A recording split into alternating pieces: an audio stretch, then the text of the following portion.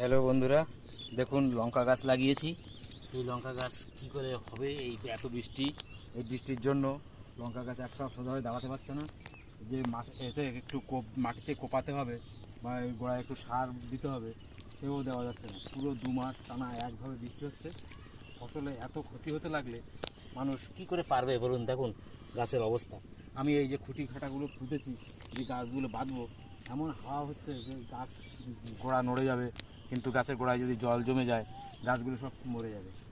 যার জন্য এই খুঁটি পুঁতে দড়ি দিয়ে বেঁধে বেঁধে দিয়েছি। দেখুন বন্ধুরা, এই গাছ কেমন করে মাথাগুলো কুটি লেগে যাচ্ছে, একটু ওষুধও দেওয়া যাচ্ছে না। কি অবস্থা!